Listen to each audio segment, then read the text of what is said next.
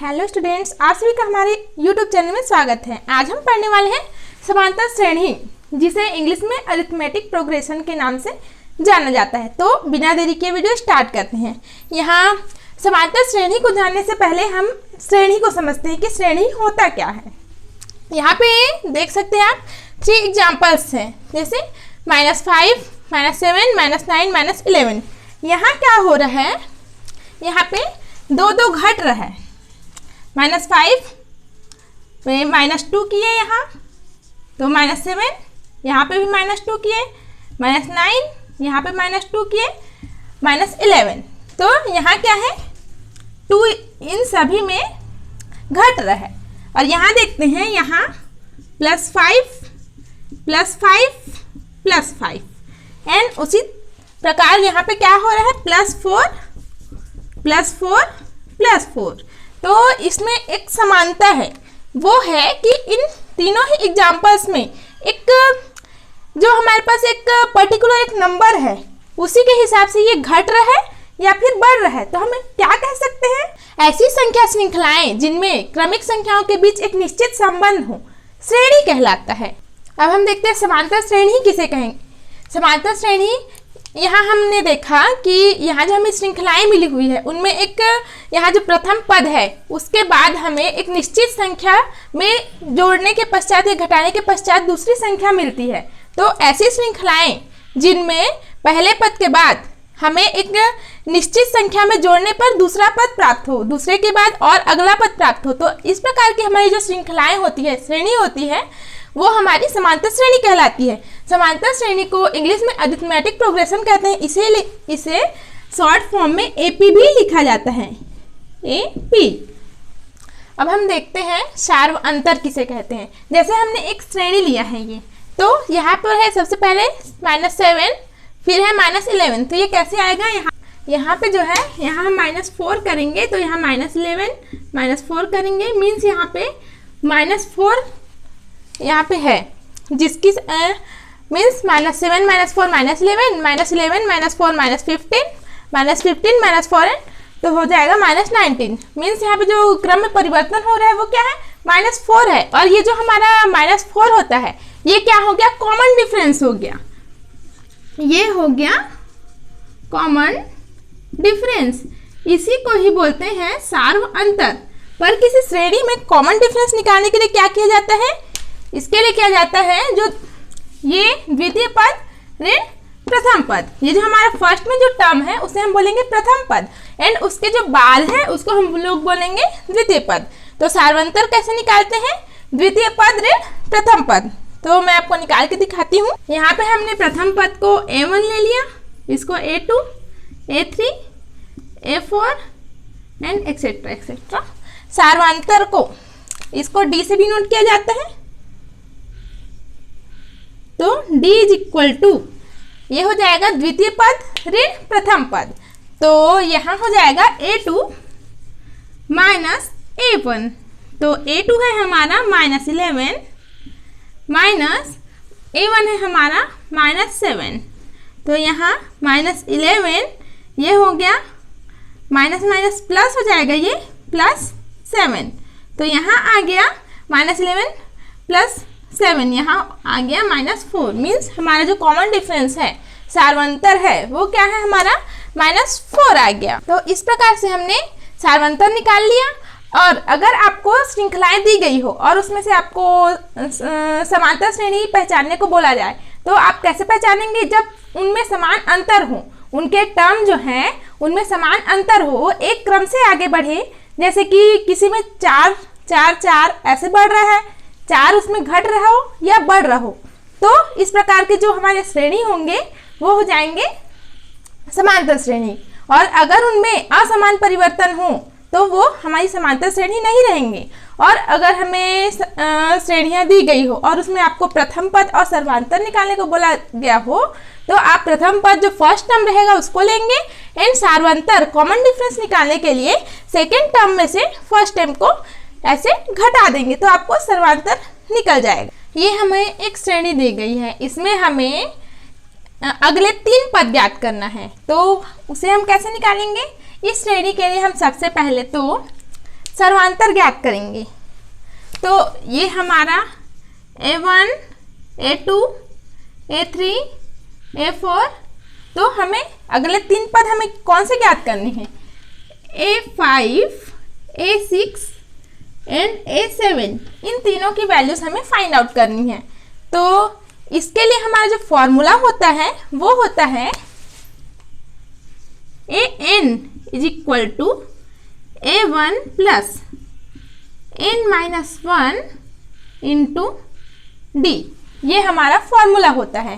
तो n की जो वैल्यू होती है वो ये है तीनों, इन तीनों के लिए हमें वैल्यूज निकालने हैं। A1 हमें पता है, तो हमें क्या निकालना है? D, जिसे हम कॉमन डिफरेंस के नाम से जानते हैं, मीन्स हमें सार्वंतर निकालना है। तो सबसे पहले D निकालने के लिए क्या करते हैं? A2 माइनस A1, तो ये A2 क्या है? हमारा 11 है और A1 हमारा 5 है।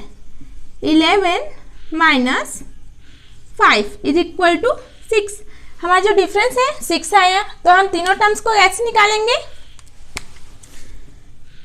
A5, A6, A7, ये तो हम यहाँ पे वैल्यूज पुट कर देते हैं n की जगह में।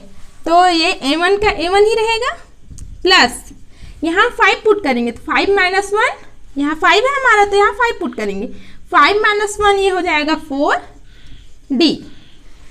6 के लिए इसी प्रकार से A1 प्लस 6 माइनस 1 5D। उसी प्रकार से 7 के लिए 7 माइनस 1 6D हो जाएगा। इस प्रकार से अब हम इसमें A1 और D की वैल्यू को पुट कर देंगे, तो हमें जो 3 टर्म्स हैं अगले वाले वो हमें मिल जाएंगे। तो A1 हमारा जो है वो है 5 प्लस 4 इंटू D हमारा 6। उसी प्रकार से इसमें भी 5 plus 5 into 6 and 5 plus 6 into 6, ये हो जाएगा 6 4 जा 24, 24 प्लस 5 29, 6 5 जा 30, 30 प्लस 5 हो जाएगा 35, एंड ये 6 6 जा 36, 36 प्लस 5 41। तो हमारा जो टर्म है वो क्या क्या आ गया? हम यहाँ लिख देते हैं 29, 35 और 41। अब हम इसको चेक कर लेते हैं कि ये सही आया है कि नहीं। ये इन दोनों का डिफरेंस क्या था? 6, इन दोनों का डिफरेंस भी 6 है, इन दोनों का डिफरेंस भी 6 है, तो 23 प्लस 6 ये आ जाएगा 29, 29 प्लस 6 ये हो जाएगा 35 एंड 35 प्लस 6 41।